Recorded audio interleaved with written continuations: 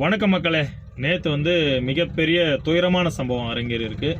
என்னன்னு பார்த்தீங்கன்னா, தன்னோட வாழ்நாள் முழுக்க கம்யூனிச சித்தாந்தத்தில் உண்மையாக நிலைச்சிருந்த ஐயா நல்லக்கண்ணு அவர்கள் நேற்று காலமாயிட்டாரு. உண்மையிலே ரொம்ப ரொம்ப வருத்தப்படக்கூடிய ஒரு சம்பவம். வயது முதுமையின் காரணமாக அவர் இறந்திருந்தாலுமே இப்படிப்பட்ட ஒரு தலைவன் இந்த தலைமுறையோட கடைசி தலைவன் தான் சொல்லணும். ஏன்னா இந்த தலைமுறைக்கு இப்படிப்பட்ட ஒரு தலைவன் அவரோட ஹிஸ்டரி வரலாறு தெரியவே தெரியாது. அவர் ஒரு சுதந்திர போராட்ட தியாகின்றது கூட இந்த தலைமுறையில் யாருக்கும் தெரியாது. அவ்வளோ ஏங்க இந்த 2K கிட்ஸுக்கு ஐயா நல்லக்கண்ணு அவர்கள் யாருன்னு கூட தெரியாது. அதை கொண்டு போய் சேர்க்காம விட்டது நம்மளோட தவறாக கூட இருந்திருக்கலாம். ஏன்னா அப்படிப்பட்ட ஒரு ஒப்பற்ற தலைவன் தான் சொல்லணும். ஏன்னா ஒப்பற்ற தலைவன் ஏன் சொல்றேன்னா, அவரோட வரலாறு படிச்சு பாத்தீங்கன்னா உங்களுக்கு தெரியும். அதுல சில ஒரு காரியங்களை மட்டும் நான் சொல்றேன். அப்பெல்லாம் இந்த நில உடைமை ஜமீன்தார்களோட அராஜகம் ரொம்ப அதிகமா இருந்தது. தாங்க முடியாத அளவுக்கு அடக்குமுறை நிறைய இருந்தது. நீங்க வேலை செஞ்சீங்க அப்படின்னு சொன்னா உங்களுக்கு பேமெண்ட் எல்லாம் தர மாட்டாங்க. அந்த நீங்க வேலை செஞ்சீங்க பாத்தீங்களா, அவங்களுக்கு என்ன அந்த கேவரா இருக்கும், இல்ல கம்பு இருக்கும், இல்ல நெல் இருக்கும், நீங்க என்ன விவசாயம் பண்றீங்களோ அதுல கொஞ்சோண்டு உங்களுக்கு சாப்பிட கொடுத்து அனுப்பிடுவாங்களே தவிர உங்களுக்கு பேமெண்ட் எல்லாம் தர மாட்டாங்க.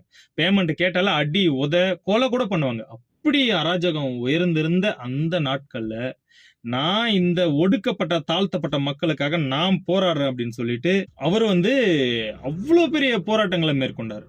அதனால ஆளும் வர்க்கத்துக்கு இவர் மேல கோவாயி இவரை சிறைப்பிடிச்சு சில நாள் அவர் தலைமறைவாக கூட வாழ நேரிட்டது. இருந்தாலும் அதையெல்லாம் சகிச்சுட்டு அவர் ஒரு கம்யூனிஸ்ட் கட்சியில தன்னை மிக உண்மையா கம்யூனிஸ்ட் கட்சிக்காக உழைச்சாரு. அங்க கஷ்டப்பட்டு இருந்த ஒடுக்குமுறைக்கு ஆளான மக்களுக்கு நியாயம் வாங்கி தரேன்னு சொல்லிட்டு பல போராட்டங்களை முன்னெடுத்து இவரை போலீஸ் கைதும் பண்ணுது. போலீஸ் கைது பண்ணி இவரை விசாரிக்கிறப்போ விசாரணைங்கிற பேர்ல இவரை தலைக்கீழ தொங்க விட்டு அவரை அடிக்கிற அளவு அடிச்சுட்டு அவரோட ஒரு மீச முடி தெரியாதனமா நமக்கு இழுத்துட்டாலே நமக்கு என்ன ஒரு பெயின் இருக்கு, என்ன வலி இருக்கும் அப்படின்னு நமக்கு தெரியும் மக்களே. ஆனா ஒரு முடியா பிடிங்கி எடுத்திருக்கிறாங்க. ஒரு முடியா தனித்தனியா பிடிங்கி எடுத்திருக்கிறாங்க. கையில பிடிங்கி எடுத்திருக்காங்க. அப்படிப்பட்ட ஒரு சித்திரவாதையை அனுபவிச்சதுக்கு அப்புறமும் தான் கொண்ட கொள்கையிலையும் தான் கொண்ட நேர்மையிலையும் மாறாத ஒரு தலைவர் அப்படின்னு சொன்னா அது ஐயா நல்லக்கண்ணு அவர்களுக்கு செவ்வணக்கத்தை நம்ம செலுத்தணும். அப்படிப்பட்ட ஒரு தலைவரை நம்ம இன்னைக்கு இழந்துட்டோம். இது மட்டும் கிடையாது. இது போல விசாரணைங்கிற பேர்ல அவர் நிறைய சித்திரவதை பண்ணியிருக்கிறாங்க. எவ்வளவு சித்திரவாதையும் எதுக்காக அனுபவிச்சார் அப்படின்னு சொன்னா, ஒடுக்கப்பட்ட தாழ்த்தப்பட்ட இந்த மக்களுக்காக, இந்த மக்களின் உரிமைகளுக்காக, இந்த மக்களோட நிலத்துக்காக, இந்த மக்களுக்காக குரல் கொடுத்த ஒரு தலைவன். இப்பேற்பட்ட ஒரு தலைவன் இப்படியெல்லாம் வாழ முடியுமா? இன்றைய நடைமுறையில் வாழ்ந்து கொண்டிருக்கும் காமராசர், கக்கன் அப்படின்னு சொல்லிட்டு அவரை சொல்லலாம் உண்மையிலேயே. ஏன்னா இவங்களுக்கெல்லாம் முன்னோடி அவரு. சுதந்திர போராட்டத்துல பிரிட்டிஷ்காரனோட சண்டை போட்டவர், பிரிட்டிஷ்காரனோட கவர்மெண்ட்டுக்கு அடக்குமுறைக்கு ஆளானவர். இந்தியால கம்யூனிஸ்ட் கட்சின்ற ஒரு கட்சி உருவானப்பதான் ஐயா நல்லக்கண்ணு அவர்கள் பிறக்கிறாரு. பிறந்த ரொம்ப சீக்கிரமே தன்னை இந்த போராட்டத்துல இணைச்சுக்கின்னு ஒரு போராளியாவே காலம் புறா வாழ்றாரு. இன்ன வரைக்கும் ஒரு ஊழல், ஒரு கரை படிந்த ஒரு சின்ன அவப்பேர் அவர் மேல வந்திருக்காது மக்களே. அப்படிப்பட்ட ஒரு அப்பழுக்கற்ற ஒரு அரசியல்வாதி, ஒரு தலைவன், ஒரு கட்சியின் தலைவர், இப்படியெல்லாம் அவரை புகழ்றதுக்கு நமக்கு வார்த்தையே பத்தாது. உண்மையிலேயே நேர்மன்னா என்ன அப்படின்றது இன்னைக்கு இருக்கிற அரசியல்வாதிகள், புதுசா அரசியலுக்கு வர்ற தலைவர்கள் எல்லாருமே ஐயா நல்லக்கண்ணு அவர்களோட வாழ்க்கை வரலாற்றை படிச்சு எப்படி நேர்மையா வாழணும், ஒரு அரசியலை எப்படி நேர்மையா நடத்தணும் அப்படின்றத தெரிஞ்சுக்கணுன்றது தாழ்மையான வேண்டுகோள் என்னோடது. உண்மையிலேயே நாம இந்த ஐயா நல்லக்கண்ணு அவர்களை இழந்தது நமக்கு மட்டும் கிடையாது, இந்த தமிழர்களாகிய நமக்கு மட்டும் இழப்பு கிடையாது.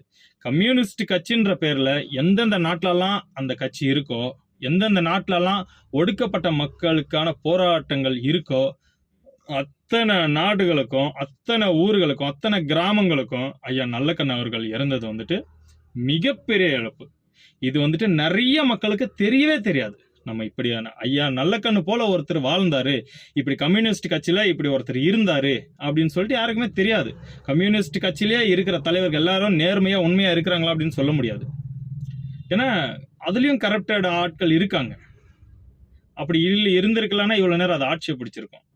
அதனால கம்யூனிஸ்ட் கட்சியிலேயே உண்மையான தலைவரா வாழ்ந்த ஒரு ஒப்பற்ற மேதாவி.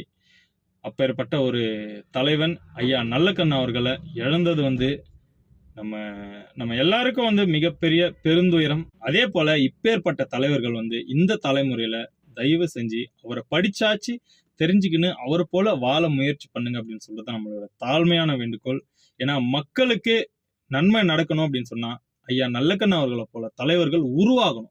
இதுவரைக்கும் இல்லைனாலும் வரலாற்றுல உருவாகணும் அப்படின்றத சொல்லிக்கிட்டு இந்த வீடியோவை முடிச்சுக்கிறேன் மக்களே. மறுபடியும் ஒரு தடவை ஐயா நல்லக்கண்ணு அவர்கள், நம்ம பிரபாகரன், நம்ம தலைவர் பிரபாகரன் அவர்களை சொல்லுவோம், இருந்தால் நம் தலைவன், இறந்தால் நம் இறைவன் சொல்லுவோம். அந்த மாதிரி தான் அவர் இருந்த வரைக்கும் தலைவனா இருந்தாரு. இப்ப இறைவன் அடி சேர்ந்து இருக்கிறாரு. ஐயாவுடைய ஆன்மா சாந்தி அடைய நம்ம இறைவனை பிரார்த்திச்சுக்கணும். ஐயா அவர்களுக்கு ஆழ்ந்த இரங்கலை தெரிவிச்சுக்கிற மக்களே. நன்றி. நல்லகண்ணுங்கிற ஒரு மாபெரும் தலைவனை இந்த தலைமுறை மறந்து விட்டு